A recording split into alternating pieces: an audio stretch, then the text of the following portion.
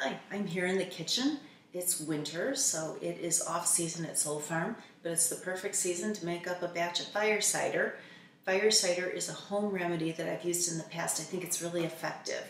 You take it when you feel a cold or some sort of a flu or cold symptom coming on, usually about a shot every couple, 2-3 hours until you feel those symptoms kind of kick out of your system. I use this book here. This is an old classic. Rosemary Gladstar, I think, developed this recipe. And the recipe in here is pretty simple. It's just got like 5 ingredients, 6 maybe. I've seen recipes since then that have variations where they add more and more to it. And that's good, that's fine. But sometimes I think simpler is better. I can be a little lazy in the kitchen, so I like this one.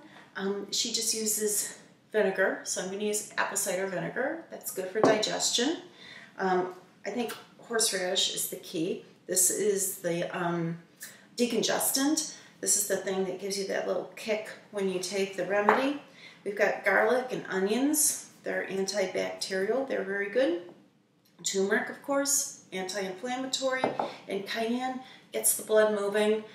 All of these things make up the fire cider. And then you add some honey to it, and that just makes it go down. It's like your spoonful of sugar, makes it more palatable. I happen to get this honey from the roadside stand that's right by Soul Farm. I kind of like that. I've heard that getting your honey locally is good because the bees are local and they're part of your ecosystem, and it really kind of works in more harmony with your system then. So have your compost pail handy because you're going to have lots of scraps, lots of stuff to go into your compost, and in a big jar. Let's get started. Now, I'm not entirely certain that you need to peel horseradish, but I thought I would because it's got lots of little crevices to hold dirt and things. So I decided to peel it up. Peels can go right into the compost. Grate that until you have about a 1/4 cup. I don't think you need to be absolutely precise, but the recipe calls for a 1/4 cup. Now, horseradish is really kind of hot, so as you're doing this, don't be surprised if your eyes tear up and your sinuses start to clear. You might decide you don't need to make a batch of fire cider at all.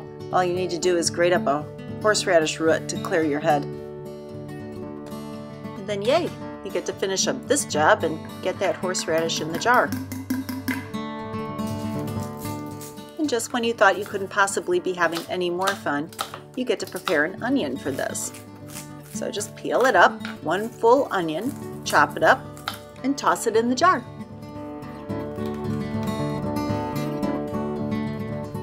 If you're like me, by now you're a total crybaby and you're starting to see how this stuff got its name. But let's forge ahead and peel and chop up an entire head of garlic and add that to the jar. Add 2 tablespoons of ground turmeric to the jar. You can see I'm such a precise cook.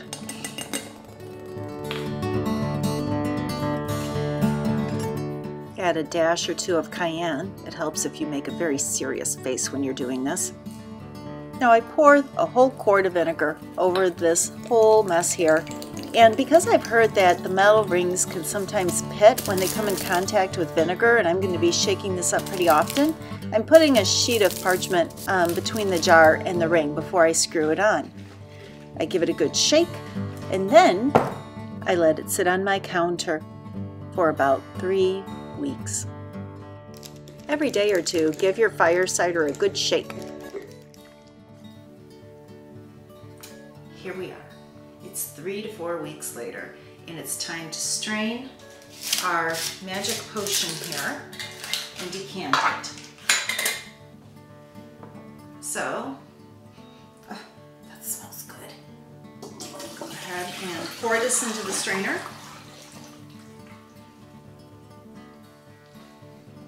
And I'm going to mush it a little bit. Now, one question I had was about putting these scraps into a compost pile. Since I've got so much vinegar in here, would the acidity throw off the pH of the compost pile? Would it cause things not to compost since it has an antibacterial quality? And I did some research and I found that in moderation you can. If you've got a really tiny compost pile, maybe not. But in moderation, the apple cider vinegar actually can add some beneficial nutrients to the compost. The vinegar has some properties to help keep weeds and pests down. So it's possible that this could actually help your compost in small amounts, but you want to be careful not to overdo it, especially if your compost pile is small, because the pH might cause things to stop churning and stop heating up. So we are done with that. And so after lots of stirring to get the honey mixed in, I'm going to pour this in a jar. Let's see how neatly I can do this. Oh, that's not too bad. I thought it would splash all over. I've actually got some honey settled on the bottom, so I'm going to make sure that gets out.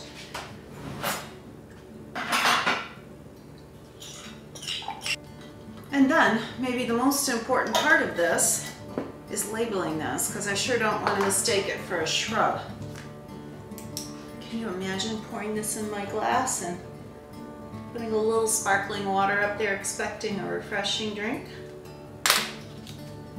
Now, I found some really neat dissolvable labels. Just like this. They're the dissolvable labels that you can put on canning jars, and they really do work. When you wash dishes, they tend to come right off. Give that a little shake, and now I guess I should give it a try and see what I think. I'm not feeling sick,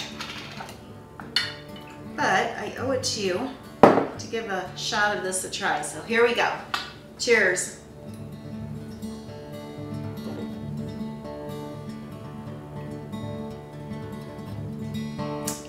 Do you see fire coming out of my ears? All right, I'm awake now. The honey actually helps quite a bit, but it's good. I still feel that it's clearing things up. I feel wide-eyed and alert. So I would absolutely recommend making up a batch of that and seeing how that helps you this season.